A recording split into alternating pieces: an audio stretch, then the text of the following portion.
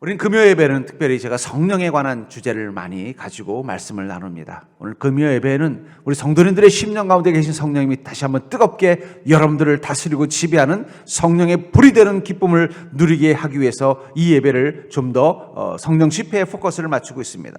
그러나 근본적으로 모든 예배는 성령 집회일 수밖에 없습니다. 왜냐하면 예배 가운데 우리가 하나님의 임재를 경험하기 위해서는 반드시 성령님이 우리와 하나님 사이를 연결해주는 연결자가 되어 주셔야 되기 때문이에요. 보혜사라는 말은, 성령님을 표현하는 이 보혜사라는 말은 중개자라는 뜻도 가지고 있어요. 다시 말해서 하나님과 우리를 연결해 주는데 성령의 조명이, 성령의 뜨거움이, 성령의 인도하심이 있어야만 우리는 하나님을 온전히 만날 수 있다는 것입니다. 그런 의미에서 모든 예배는 다 성령 집회이지만 특별히 이 금요일 날 이 성령 예배, 성령 집회를 통해서, 이 성령 예배를 통해서 우리 성도님들이 강력한 성령님을 경험하기를 기대하고 있는 것입니다. 여러분들 요즘 코로나 때문에 잘 못 가지만, 저도 코로나 때문에 못 가본 지가 한 2년 가까이 됐지만, 이 찜질방 좋아하시는 분들은 이 찜질방에 가면요 방들이 많아요. 그렇죠? 뭐 아이스방부터 시작해서 보석방, 황토방, 그 중에 1등은 뭐예요? 불가마입니다. 불가마. 아무리 다른 데 다 가도 불가마 안 갔다 오면은 그날 찜질방 간 것 같지가 않잖아요. 그렇죠? 아무리 그래도 불가마 한번 속에 들어가서 땀 한번 쫙 빼고 나와야 찜질방 갔다 온 것처럼 느껴지는 것처럼 오늘 금요 예배는 여러분들에게 불가마가 되기를 주의 이름으로 축복합니다. 물론 아이스방도 있고 보석방도 있고 황토방도 있지만 불가마 갔다 와야 찜질방 갔다 온 것처럼 느껴지는 것처럼 오늘 이 금요 예배를 통해서 여러분들이 성령의 뜨거운 불을, 불가마에서 그 열기를 느끼는 것처럼 성령의 뜨거운 불을 경험하는 자리가 될 수 있기를 주의 이름으로 축복합니다. 그렇기 때문에 여러분들 우리가 성령의 불을 뜨겁게 경험하는 것은 정말 중요한 거예요. 주일날은 그렇게 하기 쉽지 않습니다. 왜냐하면 주일날은 다양한 믿음의 계층을 가진 분들이 모이기 때문에 어떤 분들은 이 성령의 불이 잘 뭔지도 모르고 오해하는 분도 계시고 그래요. 그러나 금요일 날 이 저녁에 가장 하루 한 주 중에 피곤한, 그렇죠? 우리 직장인들은 이 시간이 제일 피곤한 날이에요. 또 유혹도 제일 많죠. 어디 가서 뭐 만나자 그러고 밥 먹자 그러고 뭐 모임하자 그러고 하기 제일 좋은 이 날, 이곳에 온 사람들은 여러분들은 뭐가 그리워서 온 거예요? 찜질방 불가마가 그리워서 온 사람들입니다. 여러분들 이곳이 성령의 찜질방 불가마가 되기를 주로 축복합니다. 그동안 불가마 못 가봤는데 오늘 이 자리에서 뜨거운 성령의 불이 불가마에 갔다 온 것보다 여러분들을 더 시원하게 해주는 은혜를 누릴 수 있기를 주의 이름으로 간절히 축원합니다. 그런 성령의 불을 경험할 때 우리는 온전한 예배의 기쁨을 지키며 나갈 수 있다는 거예요. 금요일은 어쩌면 그런 의미에서 성령의 불을 가장 뜨겁게 경험할 수 있는 가장 좋은 시간인 것 같아요. 그래서 많은 교회들이 금요 예배는 뜨겁게 기도하는 이유가 바로 이 성령의 불을 가장 경험하기 좋은 시간이고 또 그것을 가장 사모하는 이들만 모인 자리이기 때문입니다. 우리 교인들은 불가마 별로 안 좋아하는 분들이 많은가 봐요. 금요 예배 많이 안 오시는 걸 보니까. 오늘 본문에 보면 이 호렙산에서 엘리야는 성령의 불을 경험합니다. 하나님의 불을 경험하고 있다고 오늘 본문은 말하고 있어요. 저는 이것을 통해서 우리 그리스도인이 예배 중에 성령의 불을 경험한다는 것이 무엇인지를 깨닫고 그 성령의 불이 여러분들의 인생 가운데 마치 엘리야에게 하나님의 은혜가 임한 것처럼 어떤 은혜로 여러분들 삶 가운데 역사하시는지를 발견하는 믿음이 되기를 주의 이름으로 축복합니다. 그것을 통해서 금요 예배를 더욱더 사모하며 또 성령의 예배를 더욱더 사모하는 믿음이 될 수 있기를 주의 이름으로 간절히 축복합니다. 먼저 우리가 알 수 있는 것, 예배라는 것은 바로 하나님의 산에 서는 것입니다. 절대 해볼까? 예배란 하나님의 산에 서는 것이다. 본문 11절에 보면은 여호와께서 이르시되 너는 나가서 여호와 앞에서 산에 서라 하시더니 여호와께서 지나가시는데 여호와 앞에 크고 강한 바람이 산을 가르고 바위를 부수나 바람 가운데 여호와께서 계시지 아니하며 바람 후에 지진이 있으나 지진 가운데도 여호와께서 계시지 아니하며, 여기 여호와 앞에서 산에 서라. 왜 하나님께서는 굳이 이 산에 계시면서 이 산 앞에 서라고 말씀하고 있을까요? 왜 하나님은 그곳에 계셨을까요? 왜 하필이면 산일까? 성경에도 보면은 모세도 어떻습니까? 어디서 하나님을 만났어요? 엘리야가 이 하나님을 만났던 이 호렙산 혹은 신의 산이라고 불리는 이곳에 떨기나무 가운데서 하나님을 처음 모세가 만나지 않았습니까? 또 하나님의 말씀을 이스라엘 민족이 받기 위해서 모였던 곳도 어디예요? 바로 이 하나님의 산, 이 호렙산, 이 신의 산 밑에서 하나님께 계명을 주셨다는 거예요. 저는 그것을 보면서 왜 하나님께서는 그 산에 계실까? 이 산이냐가 중요한 게 아니죠. 그렇다면 산에 하나님이 계시면 우리 교회 뒤에 불악산에도 하나님 계셔야죠. 거기는 안 계신 것 같아요. 예. 이 산이라는 건 하나의 상징입니다. 하나님이 임재하시는 곳. 전 그런 의미에서 교회는 바로 호렙산 신의 산과 같은 곳이에요. 이 교회는 어떤 곳입니까? 우리가 보통 교회는 건물이냐 사람이냐 논쟁이 있어요. 이 카톨릭 계열은 교회를 건물이라고 생각해서 건물을 더 멋지게 웅장하게 짓는 경향이 있습니다. 또 동방 종교도 건물을 되게 중요하게 여겨요. 근데 우리 개신교는 좀 사람에게 포커스를 맞추기 때문에 좀 건물은 좀 대충 짓고 사람에게 포커스를 맞춰요. 근데 저는 사람만 교회라고 말할 수도 없고 또 건물은 교회가 아니라고 말할 수도 없다고 봐요. 그럼 교회가 무엇입니까? 분명한 건 한 가지 있어요.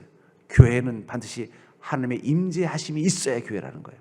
그게 사람이든 건물이든 하나님의 임재하심이 있으면 그것은 교회가 되는 거예요. 산이 하나님의 산이 되는 것은 그곳에 하나님이 계시기 때문입니다. 호렙산 지금도 신의 산이 있지만 거기 지금 하나님이 안 계십니다. 그러니까 그것은 거룩한 곳이 이제 아니에요. 관광지로 전락했다 그래요. 저도 안 가봤지만 이스라엘에 가면은 꼭 가는 관광 코스 중에 하나가 신의 산이라고 합니다. 그럼 거기 하나님이 지금도 계시면은 우리가 뭐하러 이렇게 고민하고 있으면 거기 가서 하나님 만나서 물어보면 되지. 근데 거기 아무리 뒤져도 하나님 안 계셔요. 하나님이 안 계시기 때문에 그것은 더 이상 거룩한 곳이 아니고 관광지일 뿐이에요. 교회도 그래요. 하나님이 임재하셔야만 거룩한 곳이 되는 것입니다. 예배도 그렇습니다. 하나님이 임재하셔야만 거룩한 곳이 되는 거예요. 교회가 되고 예배가 된다는 것입니다. 전 그런 의미에서 예배는 교회의 핵심이라고 생각해요. 그러니까 교회에 예배가 없는 교회, 하나님의 임재를 경험할 수 있는 예배가 없는 교회는 더 이상 교회라고 말하기 힘들다는 거예요. 왜냐하면 모든 믿음의 핵심은 뭐예요? 우리가 하나님을 만나는 것입니다. 그리고 하나님을 만나는 가장 중요한 것은 하나님의 임재를 경험하는 것이고 그것은 예배를 통해서 가장 강력하게 경험되어지기 때문에 교회는 예배를 중요하게 여길 수밖에 없어요. 코로나19를 통해 19 때에도 우리가 결코 포기할 수 없었던 것은 무엇입니까? 예배의 자리예요. 함께하지 못하더라도 인터넷으로라도 예배를 드리려고 하는 그 마음을 지켜내려고 했던 것. 지금도 우리 교회가 회복하려고 애를 쓰는 것은 먼저는 예배를 회복하는 것입니다. 오후 예배를 아직 계속 못 드렸어요. 오후 예배를 빨리 드려야 되는데 지금 오후 예배를 드리려면 우리 성도님들이 점심이라도 드시고 힘을 내야 되는데 아니면 다 금식 기도하셔야 되는데 우리 성도님들 중에는 금식하면서 오후 예배 드릴 용기 있는 분들이 별로 없기 때문에 제가 고민하고 있습니다. 금식을 선포하고 오후 예배를 드릴 것이냐 아니면 식사를 좀 하시게 해드리고 오후 예배를 할 거냐 기도하고 있습니다. 왜냐하면 예배를 회복하는 게 중요하기 때문에. 그런 의미에서 우리는 예배를 대하는 마음이 어떻게 될까요? 그것은 호렙산에서 하나님을 만날 때의 엘리야의 마음, 또 시내산에서 떨기나무 아래서 하나님을 만날 때의 모세의 마음이 되어야 돼요. 모세가 그 떨기나무 아래서 하나님을 만날 때 하나님 뭐라고 말씀하세요? 내 신을 벗으라. 그것은 거룩한 땅이니라. 다시 말해서 우리가 예배를 대할 때 가장 중요한 것은 시내산 앞에 섰던 이스라엘 민족과 같은 마음, 하나님 앞에 섰던 이스라엘 민족과 같은 마음이 되어야 한다는 것입니다. 그래서 출애굽기 19장 20절부터 23절에 보면은 여호와께서 시내산 꼭대기에 강림하시고 모세를 그리로 부르시니 모세가 올라가매.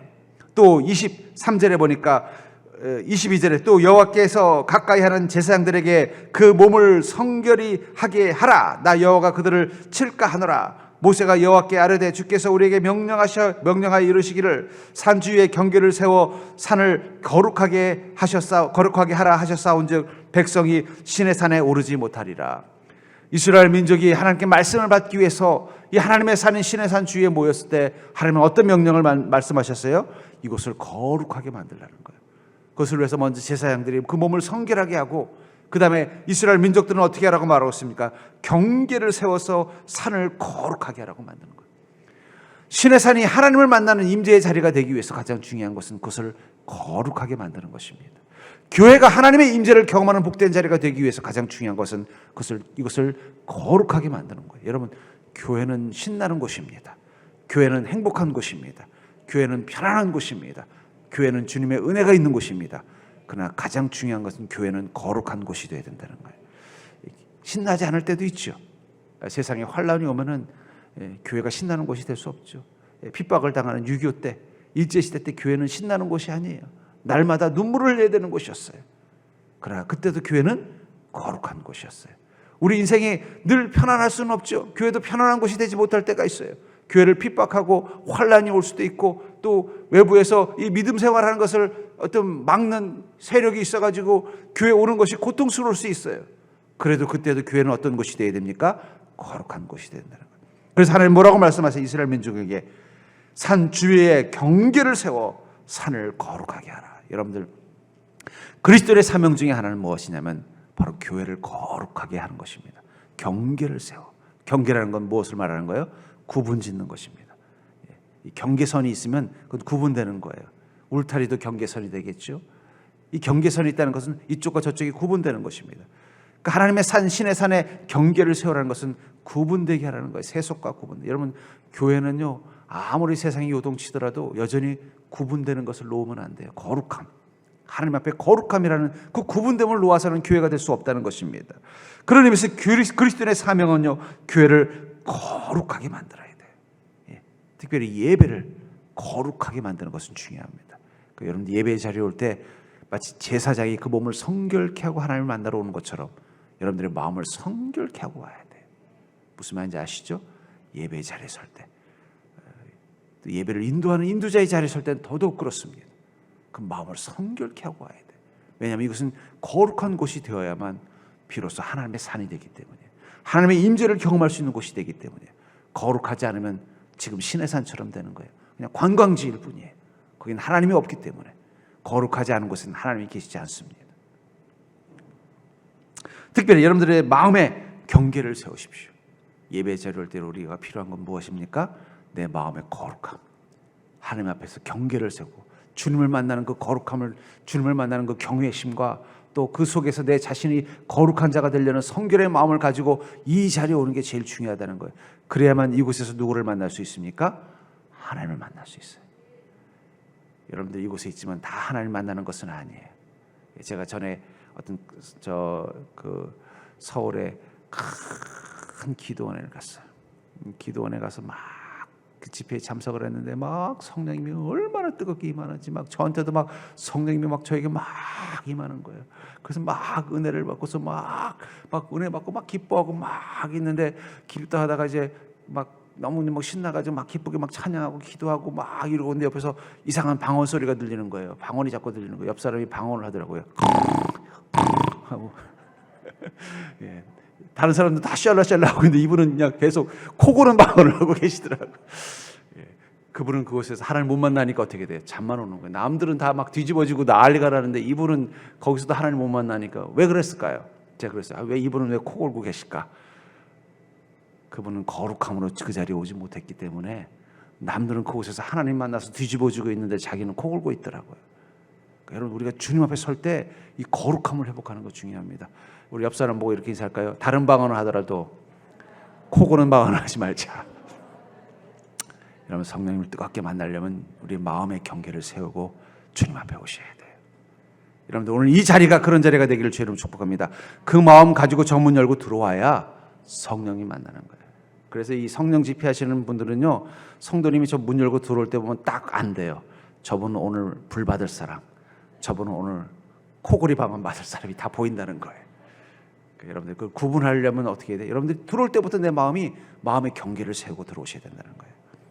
두 번째로, 우리가 예배 중에 성령의 불을 경험한다는 것은 바로 하나님의 산에 부는 성령의 바람과 불에 대해서 알아야 된다는 거예요. 하나님의 산에는 성령의 바람과 불이, 하나님이 임재하는 그곳에는 성령의 바람과 불이 나타난다는 것입니다. 11절 12절을 보시면 여호와께서 이르시되 너는 나가서 여호와 앞에서 산에 서라 하시더니, 여호와께서 지나가시는데 여호와 앞에 크고 강한 바람이 산을 가르고 바위를 부수나 바람 가운데 여호와께서 계시지 아니하며, 바람 후에 지진이 있으나 지진 가운데도 여호와께서 계시지 아니하며, 또 지진 후에 불이 있으나 불 가운데도 여호와께서 계시지 아니하더니 불 후에 세미한 소리가 있는지라. 여기 보니까 주님의 음성을 들리기 이전에 어떤 현상이 나타났다고 말하고 있어요.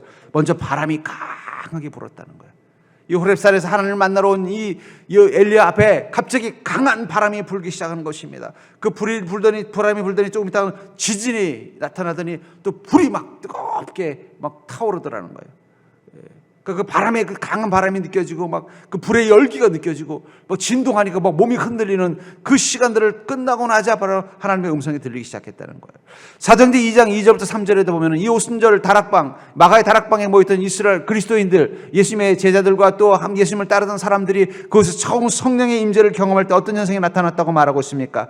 호련히 하늘로부터 강하고 강한 바람 같은 소리가 있어 그들이 앉은 온 집에 가득하며 마치 불의 혀처럼 갈라지는 것들이 그들에게 보여 각 사람 위에 하나씩 임하여 있더니 어떤 현상이 나타나고 말하고 있어요.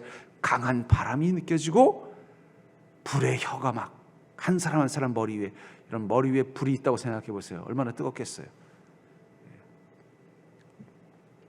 이 바람과 불은 성령의 임재를 상징하는 것입니다. 그리고 성령의 임재를 무엇으로 느끼는 거예요?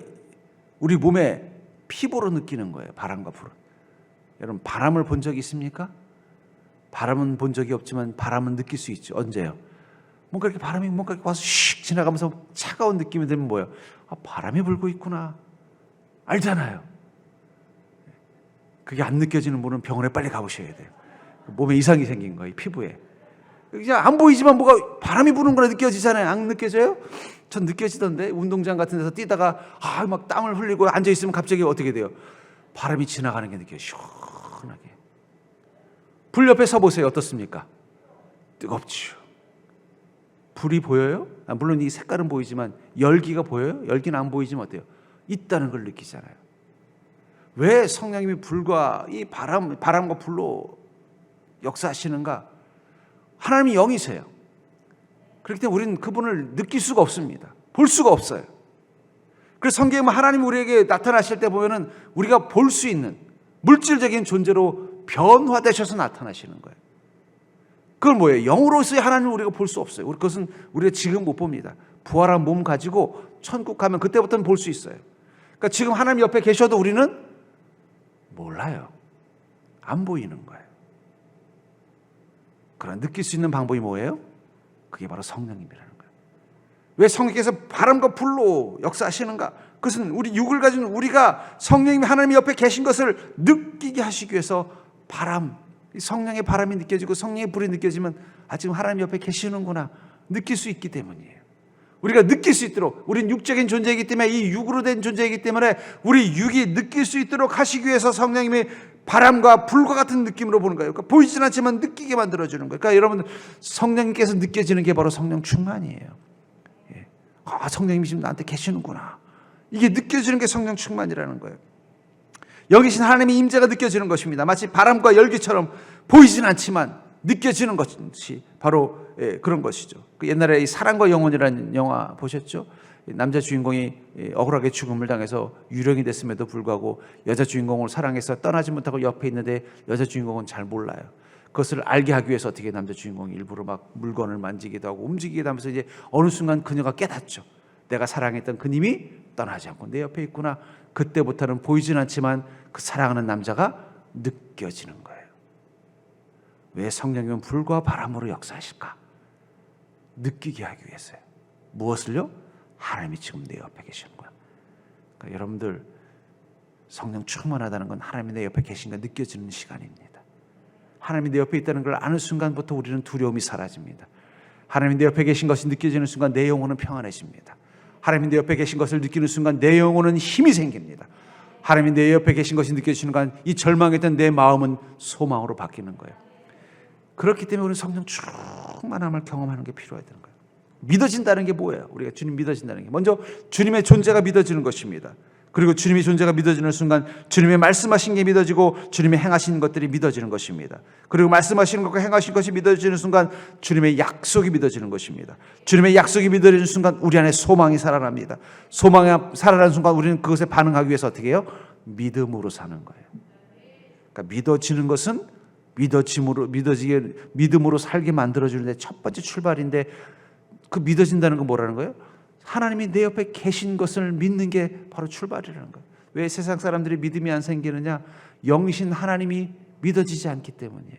왜 믿어지지 않아요? 성령을 받지 않으니까 영인 하나님이 안 보이는 거예요. 우리 눈에도 하나님은 보이지 않지만 어떻게 돼요? 느껴지는 거예요. 성령님을 통해 성령님이 지금 나의 인생 가운데 역사하고 계시고 그게 느껴지는 거예요. 마치 바람이 느껴지는 것처럼. 만약에 사람들한테 누가 안 믿는 사람이 야 하나님이 어디 있어? 하나님 있으면 보여줘봐. 그러면 한번 물어서 내가 바람이 어디 있냐? 너 바람 있는지 한번 보여줘봐. 네가 바람 보여주면 내가 하나님 보여줄게. 그래 보세요. 그러면 바람을 어떻게 보여주니? 저기 나뭇잎이 흔들리니까 바람이 있는 줄 알지. 마찬가지야. 내 안에 성령님께서 내 마음을 흔드는 걸 보면은 하나님 살아계신 거야. 너도 알고 싶으면 와서 교회 와서 금요 예배 와서 기도해봐. 그럼 네 마음이 흔들리는 걸 볼 거야. 여러분 충분히 대답할 수 있어요. 우리는 그걸 보는 거예요. 사람들이 나뭇잎 흔들리는 걸 보고 바람이 있는 줄 믿는다면 우리 인생 가운데 우리 삶 가운데 보이진 않지만 내 삶 가운데 역사하시는 하나님을 보면서 하나님 계신 것을 믿는 건 당연한 것입니다. 그게 바로 성령의 체험이라는 거예요. 그렇기 때문에 여러분 우리가 성령의 체험, 성령이 내 삶 가운데 마치 바람과 불처럼 보이진 않지만 나와 함께 있음을 느끼는 순간부터 우리의 믿음의 삶이 시작이 되는 거예요. 아까도 말한 것처럼 계신 게 믿어지면 어떻게 돼요? 그분의 말씀하신 게 믿어지고 그분이 행하는 게 믿어지고 그분이 우리에게 하신 약속이 믿어지니까 그 순간부터 소망이 생기고 그 다음부터는 믿음으로 살 수 있는 용기가 생기는 것입니다. 그러므로 사랑하는 성도님들, 오늘 여러분 성령님의 임재를 요청하시기 바랍니다. 오늘 성령의 바람을 느낄 수 있기를 주의 이름으로 축복합니다. 막 기도하는데 바람이 불면요, 성령의 바람이 부는구나. 우리 지금 이제 저거 다 끌 거예요. 여기 바람 불 일 없어요. 근데 바람이 느껴지면 그건 성령의 바람인지 믿으시기 바랍니다. 오늘 날씨가 쌀쌀한데도 막 가슴이 뜨거워지면 성령의 불이, 열기가 느껴지는 것입니다. 오늘 여러분 성령의 불을 뜨겁게 경험하는 자가 되기를 주의 이름으로 축복합니다.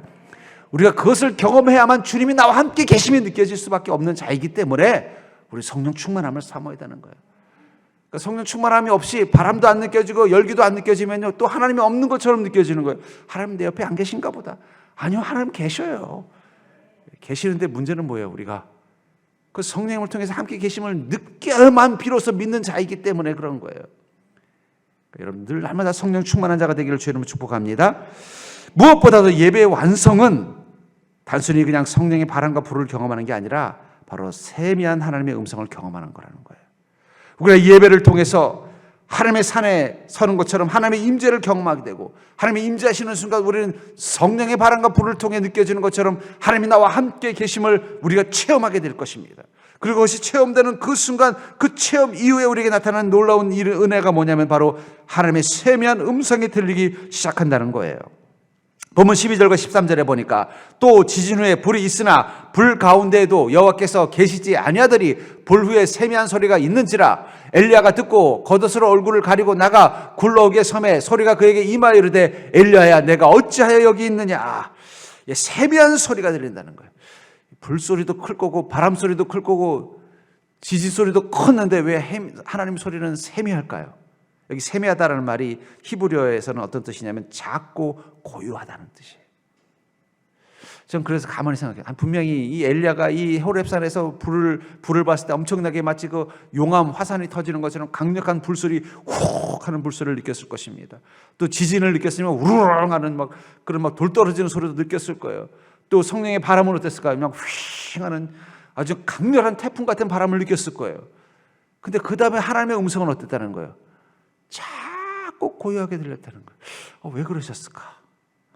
이 앞에서 지금 뭔가 그냥 강력하게 임팩트를 주면서 그냥 바람을 휘 불게 하시고 그냥 지진 우릉 소리 나게 하시고 불로 확 소리를 내게 했으면 큰 소리로 엘리야야 이렇게 하셔야 되는데 엘리야야 이렇게 소극게 얘기하신 이유가 뭘까요? 이 세미한 소리를 말씀하신 이유가 두 가지가 있다고 생각해요. 첫째는 뭐냐면 여러분 세미한 소리는 오직 하나님께 집중할 때만 들리는 것입니다. 여러분 숲을 갔다가 숲속에서 갑자기 뭔가 새소리가 들릴 때는 어떻게 해야 돼요?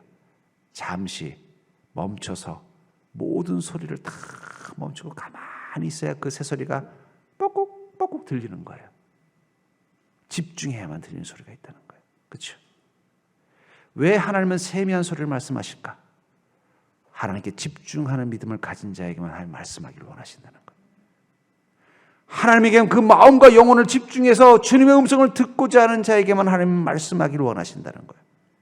내 마음속에 다른 생각에 사로잡혀 있고 내 삶이 다른 것에 사로잡혀 있는 한은 그 세미한 소리는 들리지 않아요. 숲속에 가도요, 제가 이렇게 산에 가보면요, 등산할 때부터 하산할 때까지 둘이서 계속 떠들면서 가는 아줌마 등산객들이 계셔요. 저는 그분들 내려올 때 물어보고 싶어요. 오면서 무슨 소리 못 들었어요? 그러면 아무래도 소리도 못 들었다 그럴 것 같아요. 근데 저는 혼자 조용히 걸으면요, 새소리, 바람소리, 매미소리, 벌레소리, 가끔은 지나가는 작은 짐승들 소리까지 다 들려요. 우리는 세상에 이 일에 너무 마음이 빼앗기면요, 하나님 소리가 안 들리게 돼 있어요. 하나님께 집중하게 하시기 위해서 하나님은 세미한 소리를 말씀하시는 것입니다. 두 번째, 왜 세미한 소리를 말씀하셨을까? 내게만 들리게 하시기 위해서라는 거예요. 예. 작은 목소리를 말하면요, 옆에 앉아 있어도 안 들리는 거예요. 그렇죠? 둘이 속닥속닥 하면요, 그 옆에 있는 사람은 안 들리니까 어떻게 돼요? 뭐라고? 하면서 귀를 갖다 대는 거예요. 왜 하나님 세미한 소리를 말씀하실까? 나에게만 말씀하기를 원하신다는 거예요. 저는 이것을 통해서 하나님의 음성의 특징을 경험합니다. 첫 번째는 바로 온전히 하나님께 집중하는 예배를 드린 자만이 하나님의 음성을 들을 수 있다는 거예요. 이곳에 임재하신 하나님을 온전히 바라보는 믿음을 가진 자에게만 하나님은 하나님의 음성을 듣게 해주신다는 거예요. 또 한 가지는 하나님 내게 말씀하시는 음성이 있다는 거예요. 내가만 듣게 하시는 음성이 있다는 거예요. 옆에 여러 사람이 있어도 오직 나에게만 하시는 말씀이 있으셔서 그 음성을 듣게 하시기 위해서 하나님은 세미한 음성을 말씀하신다는 것입니다. 오늘 이 자리가 여러분들 그 하나님의 세미한 음성을 듣는 자리가 되기를 주의 이름으로 축복합니다. 우리가 아무리 하나님의 임재가 이곳에 있음을 믿고 준비하고 왔고, 아무리 성령의 뜨거운 불을 경험하고 성령의 뜨거운 바람을 경험하더라도 하나님의 음성을 듣고 돌아가지 못하면요, 그럼 뭐라고 해야 될까요? 비유가 잘 떠오르지 않습니다만, 실컷 샤워하고 다 하고는 일주일 입은 속옷 도로 입고 들어가는 거랑 똑같은 것 같아요. 그건 찝찝한 거예요. 세미한 음성, 하나님의 음성. 엘리야가 여기 왜 왔어요? 광야가 너무 추워서 성령의 불로 쬐러 온 겁니까? 엘리야가 여기 왜 왔습니까? 세상이 너무 더워서 시원한 바람 좀 쐬고 싶어서 온 거예요? 아니잖아요. 하나님 음성 들으러 온 거 아닙니까? 여러분들 이곳에 왜 왔습니까? 세상 사는 게 답답해서 그냥 성령 불 좀 받아가지고 그냥 뜨겁게 한번 쥐야 외치고 그냥 속풀이 한번 하고 가려고요. 물론 그것도 도움은 되겠지만 그게 목적이 아니잖아요. 우리는 무엇 때문에 온 것입니까? 하나님의 음성 들어요. 그러니까 여러분 성령 충만함을 받을 때 가장 중요한 건 그 충만함 다음이에요. 무엇입니까? 하나님의 음성 듣고 가야 그 성령 충만한 목적이 있는 거예요. 제가 이 절에 보면 성령 충만한 성도님들 보면은요, 아쉬운 게 뭐냐면 불도 받고 방어도 받고 그냥 뒤집어지고 다 하고는요, 아이고 속 시원하다 그냥 가고 주님이 무슨 말씀을 하셨는지 하나도 못 듣고 그냥 가신 분도 계신 것 같아요. 그건 어리석은 짓이에요. 우리가 이곳에 온 것은 주님의 음성을 듣기 위해서입니다. 그런데 주님은 어떤 음성으로 말씀하신다고요? 세미한 음성으로. 하나님께 집중되는 믿음을 가진 자에게만 들리는 음성. 오직 나에게만 주시는 주님의 음성을 들려주신다는 거예요. 그렇기 때문에 여러분들 집회, 함께 예배를 드리고 함께 주님을 찾는 그 자리에서도 같은 공간이지만 각자의 성령님이 각자의 영혼에게만 들려주는 음성이 있다는 거예요. 저는 이곳에 계신 여러분들이 전부 다 한 사람도 빠짐없이 그 세미한 음성을 듣고 돌아가는 자리가 되기를 주의 이름으로 축복합니다. 우리가 그 음성 듣고 돌아가야 이곳에 온 보람이 있는 것입니다. 엘리야가 이곳에 온 것도 주님의 그 음성 들으려고 온 거예요. 그 주님이 뭐라고 말씀하셔요? 너는 어찌하여 여기 있느냐? 그러자 엘리야가 뭐라고 말했을까요? 본문 15절부터 18절을 보겠습니다. 엘리야가 아까 본문 10절에 보니까 뭐라고 말하고 있습니까?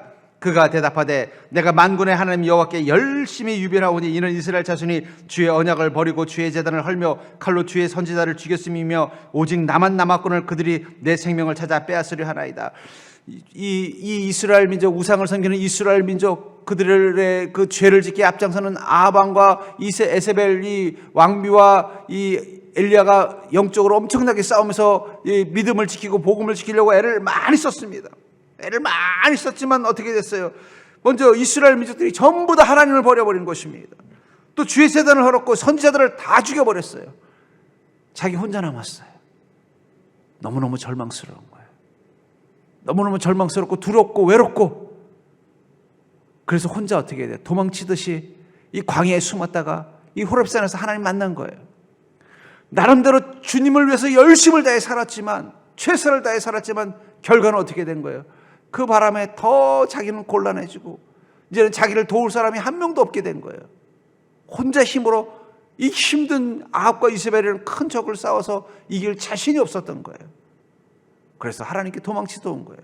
그런 그에게 하나님이 뭐라고 이 세미한 음성으로 말씀하시냐면 15절에 보니까 이렇게 말씀하고 있습니다.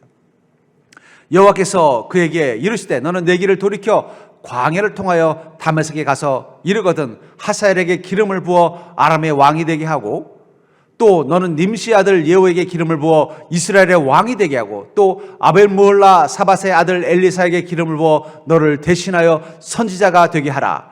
하사엘의 칼을 피하는 자를 예후가 죽일 것이요 예후의 칼을 피하는 자를 엘리사가 죽이리라. 그러나 내가 이스라엘 가운데 7,000명을 남기리니 다 바알에게 무릎을 꿇지 아니하고 다 바알에게 입맞추지 아니한 자니라. 엘리야가 지금 어떤 낙심된 마음 가지고 이 호렙산에 온 거예요? 자기 혼자라고 생각하는 거예요. 하나님 편에 서서 이 아합 왕과 싸우는 믿음의 사람은 자기 혼자라고 생각한 거예요. 이젠 도저히 혼자서 싸울 용기가 없어서 죽고 싶은 마음 가지고 하나님 만나러 왔더니 하나님 뭐라고 말씀하시는 거? 돌아가라. 가서 무엇을 하라고 말하고 있어요? 먼저 아사엘에게 기름을 부어서 아람의 왕이 되게 만들라는 거예요. 너 혼자 싸우는 게 아니라 이제는 이 아사엘이 너와 함께 이 아합 왕과 싸우는 용사가 되어줄 거라고 말하고 있다는 거예요. 너는 또 예후에게 기름을 부어서 북이스라엘의 왕이 되게 하라는 거예요. 그 예후가 또 너와 함께 이 아합 왕과 싸우는 용사가 될 거라고 말하고 있는 것입니다. 그리고 엘리사에게 기름을 부라는 거예요. 너 혼자 선지자로 감당하지 않도록 너의 후계자도 세워주겠다는 거예요. 그리고도 하나님께서 그의 마음을 위로하기 위해서 뭐라고 말하고 있습니까? 이스라엘 가운데 7,000명을 남겨줬다는 거예요. 바알에게 절하지 않은 7,000명. 너 혼자 아니라는 거예요. 너와 함께 싸울 자가 7,000명이나 있고 3명의 용사가 준비되어 있다는 거 말하고 있는 거예요. 그 말을 듣는 순간 엘리야는 얼마나 큰 위로를 얻었을까요? 왜 그가 낙심돼서 로뎀나무 아래서 죽기를 청했어요? 주님, 나 혼자 감당이 안 돼요. 내 힘으로는 감당이 안 돼요. 제가 죽을 힘을 다했지만 결과가 더 처참해졌어요. 그런데 하나님의 음성이 들린 거예요. 뭐라고요? 아니다. 너는 내려가라. 너는 혼자가 아니다. 내가 너를 도울 수 있는 용사를 준비했고 너와 함께 할 수 있는 7,000명의 선지자를 준비했다. 걱정하지 말고 가라. 너는 반드시 승리할 것이다. 이 음성 안 들었으면 어쩔 뻔했습니까? 그게 세미한 음성의 축복이라는 거예요. 왜 우리가 이 성령의 뜨거움을 통해서 성령의 불과 바람만 경험해서는 안 되고 그 속에서 하나님의 세미한 음성을 들어야 되냐면 그 음성은 우리의 절망과 낙심과 고통에 하나님의 응답이 들어있기 때문이에요. 우리가 어떻게 살아야지 내를 향해 두려워하고 막막하고 있는 그 심 가운데 하나님의 계획과 소망을 보여주는 음성이기 때문입니다. 이 음성 듣고 돌아가야 힘을 얻는 거예요. 용기를 얻는 거예요. 어떻게 살아야 될지 길이 보이는 것입니다. 그 순간 엘리야는요, 절망했던 마음들을 다 털어버렸습니다. 절망했던 자신이 부끄러웠어요. 하나님 죄송합니다. 제가 믿음이 이거밖에 안 되네요. 로뎀나무 아래서 제가 이렇게 청승 맞았는데 알고 보니까 하나님 벌써 다 그 다음을 준비해 놓고 계셨군요. 제가 그것을 믿지 못함을 용서하여 주시옵소서. 하나님 결코 나를 혼자 두지 아니하고 이 어렵고 힘든 적과 싸우도록 놔두지 않으신다는 걸 제가 잊어버렸습니다. 저를 위해서 7,000명이 함께 싸울 수 있는 바알에게 절하지 않은 이 그런 자들을 준비해 놓으셨고 또 저와 함께 싸울 수 있는 왕들을 세워놓고 저와 함께 싸울 수 있는 선지자를 준비해 주셨는데 저는 어리석게도 절망하고 있었군요. 저의 미래에 주님이 준비하신 그것들을 이제 경험하러 내려가겠습니다. 얼마나 놀라운 은혜입니까? 전 여러분들이 오늘 이 자리에서 세미한 음성을 듣는 자리가 되기를 주의 이름으로 축복합니다. 여러분들이 어떤 절망의 마음을 가지고 주님 만나러 왔는지 모르겠지만 주님의 음성을 들으면 그것들은 눈 녹듯이 사라질 줄 믿습니다. 엘리야는 조금 전에 죽고 싶은 자상을 충동까지 느꼈던 사람이에요. 자포자기하고 로뎀나무 아래서 목매달아 죽을까 생각했던 사람이라는 거예요. 그러나 이곳 하나님이 계신 그곳에서 우리로 치면 이 예배의 자리에서 성령의 뜨거운 불과 바람을 경험할 뿐만 아니라 하나님의 음성을 듣는 순간 그의 절망스러웠던 마음들은 순식간에 사라져버리고 내일에 대한 두려움은 순식간에 사라져버리고 이제 주님이 주시는 용기와 새 힘을 가지고 다시 자신의 인생을 향해 내려갈 수 있게 됐다는 거예요. 전 여러분들이 오늘 이 금요 예배를 통해서 그 하나님의 세미한 음성을 듣고 돌아가는 자리가 되기를 주의 이름으로 축복합니다. 주님께서 여러분들에게 들으시는 그 세미한 음성은 여러분들을 축복하는 음성입니다. 여러분들 내를 향해 하나님이 주시는 은혜의 계획들이 담겨져 있는 음성입니다. 그 음성 속에는 여러분들의 삶의 절망과 고통을 해결하는 능력이 다 들어있는 것입니다. 그 음성만 듣고 돌아간다면 여러분들은 고민할 필요가 없습니다. 무엇을 해야 되는지 낙심할 필요가 없습니다. 주님의 음성을 따라 가기만 하면 된다는 거예요. 전 여러분에게 놀라운 인생의 놀라운 변화가 이 시간 이 예배의 자리가 이 호렙산과 같은 이 예배의 자리를 통해서 경험되어 줄 수 있기를 주의 이름으로 간절히 축원합니다.